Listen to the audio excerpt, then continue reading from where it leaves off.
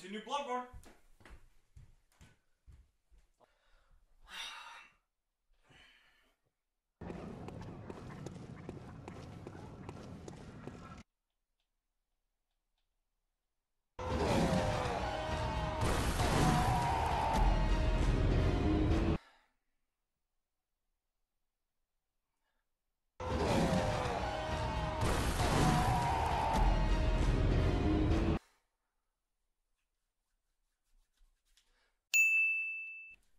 Okay, Bloodborne, I guess.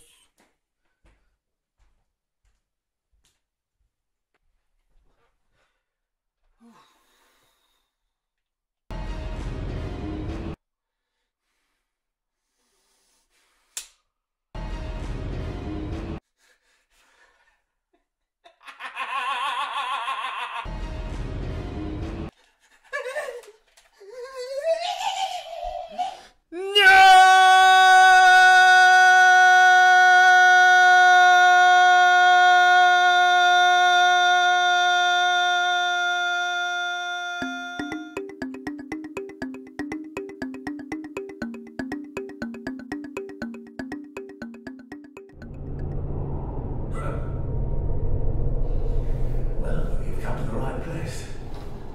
Yana is the home of the administration. You need only unravel its mystery. There's an outsider like yourself to begin. Bloodborne, TM, 2014, Sony Computer Entertainment Inc. Published by Sony Computer Entertainment Europe. What?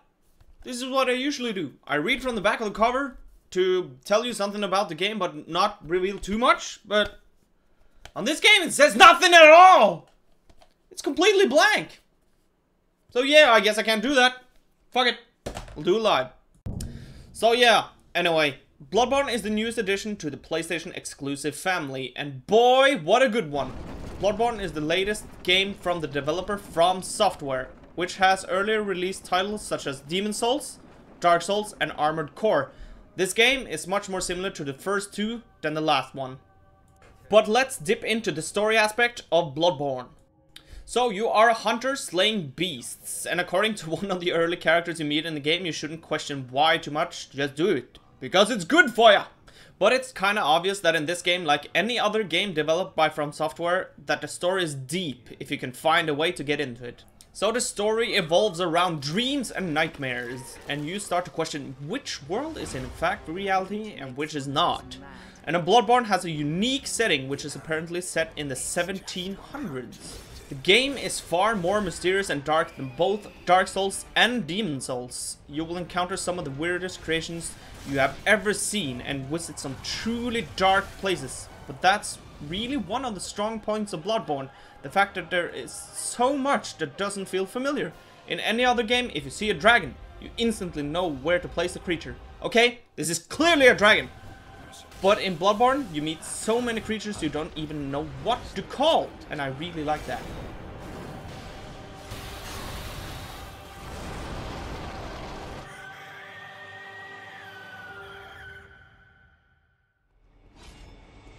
Gameplay-wise, Bloodborne plays much like any other Souls game, but with some big changes that still makes the whole thing feel new. In this game, they introduced Gunplay, which has replaced backstab. This means that to stagger and get off that sweet animation we all love, you need to fire your gun at just the right time. While in all other Souls games, you just need to go behind your target. They have also changed the way you dodge. It's the same mechanic, but you quick step instead of rolling. At least when you're locked onto your target. This allows for some mighty serious quick combat, because that needs to be said when talking about Bloodborne. Everything is faster and more responsive. And Bloodborne relies much more on you taking action before your enemy. In Dark Souls you could just wait out an enemy, but in this game you need to be faster than your enemy. They also have introduced a system which allows you to regain some of your hit points if you're aggressive enough after taking damage. This basically means that if you end up taking damage, you can start hacking away at your enemy to regain some of that lost hit points. If you dare, of course. You also have ways to upgrade your character and weapons through levels and shards. You have the typical shard system, like in all other Souls games, where you collect shards by exploring the world and using them to increase your weapon's damage. As far as I can tell, there are 4 different shards. Blood shard, twin blood shard, blood chunk, and blood rock. And all of these things, of course, costs blood echoes, which has replaced souls as your primary resource for all things. However, Bloodborne also has a new system. They have added gems and runes. These are things which you apply to your weapon or character to make your weapon stronger or apply a certain effect to the weapon. The runes allows your character to gain more health, more stamina, or gain higher resistance towards certain things. And if we are to talk about weapons, the weapons in Bloodborne are awesome! You won't find as much weapons as you're used to, but boy are they nice. Most weapons can switch between 2 stances, one for one-handed and a second one for two-handed. I mean, just take a look at this!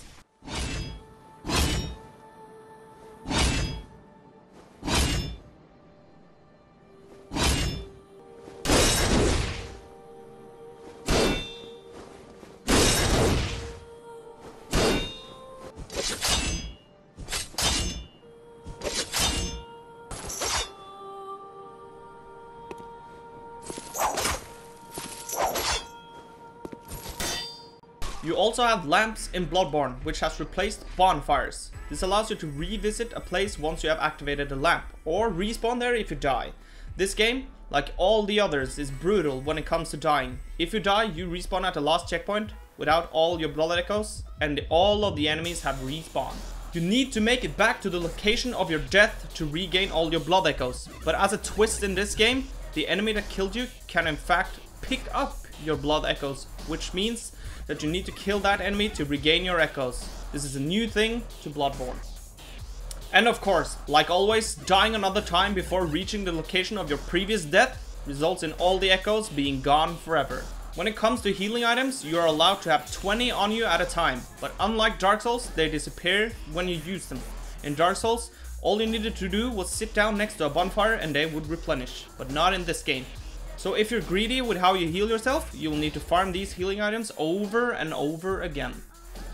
When it comes to the last tiny bits of gameplay, Bloodborne also have co-op, but I didn't get to test that feature because I played the game before it was out, so the servers weren't up. But as far as I can tell, the co-op is much like Dark Souls, where you summon people to help or the other way around. You can go through the area together and then defeat a boss at the end, and then go to your separate worlds again. New to Bloodborne, however, is the option to put up a password on your game. This of course makes it a lot easier to play with friends. This basically means that you and your desired friend type in the same password and the game will automatically search for a game with a similar password. New to Bloodborne as well is the challenge dungeons, where you and your friends can embark on an epic adventure in a randomized dungeon. So here you see the explaining on the randomized dungeons. There are 3 layers with a boss at the end of each layer, and they are, like I said, randomized. So that's a very good thing and a very good addition to Bloodborne. And last but not least, of course, the game has a lot of replay value like all the other games. You have New Game Plus and so on, which has even higher challenges awaiting you.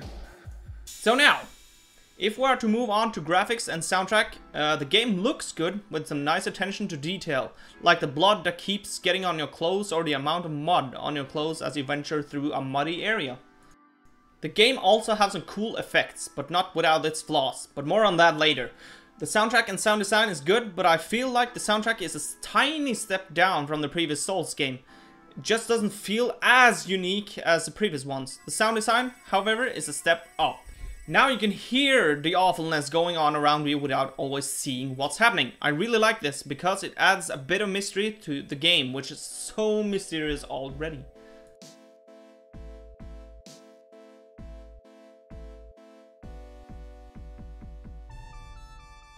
But now I've been sitting here talking good things about Bloodborne for ages. There must be something bad, you say? Oh well, like any other game, you are right, but they are minor things compared to the big picture. But let's dip into them anyway. For example, one of the things I liked in Dark Souls is that you could teleport between bonfires, but that doesn't seem to work as easily here. You are allowed to warp between them, but you need to warp back to the safe zone, and from there you can warp to the new location. It would be much easier if you could just swap between the lamps.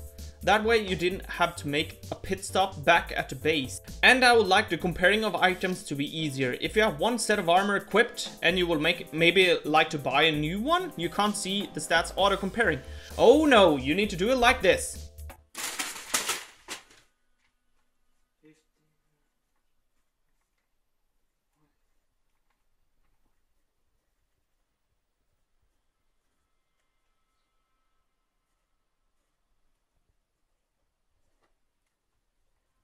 And the loadings could use some work as well. You are bound to die a lot in Bloodborne, and with a loading screen that almost lasting 1 minute each time you die, it gets old fast. And they don't have pictures or lore explained. No, it's just a black picture with the logo smacked on it. And the last not so good thing about Bloodborne is the effects. The effects they're nice looking and everything, but if you see right at them, you will drop in frames. The game usually handles around 30 frames per second, but if you see an effect, that frame rate will drop onto the 1-digit area, so that's not good. But with all these things considered, let's get to the final verdict. So the pros are fun and rewarding gameplay, amazing design, so many new good features, attention to detail, and high replay value. And the cons are loading times, no item comparing from stores, kind of a hassle to travel between places, and effects ruin the FPS. So the final verdict is 9.5 out of 10. I would range this game as better than both Demon's Souls and Dark Souls 2, even though I gave Dark Souls 2 10 out of 10 back in the day, but that's because I expected a bit more on the technical side from this game, seeing that previous games had these options that this game doesn't. With that being said, I hope you enjoyed this episode, and if you did, please like, comment and or subscribe. Thank you so much for watching, and I'll see you in the world of Bloodborne.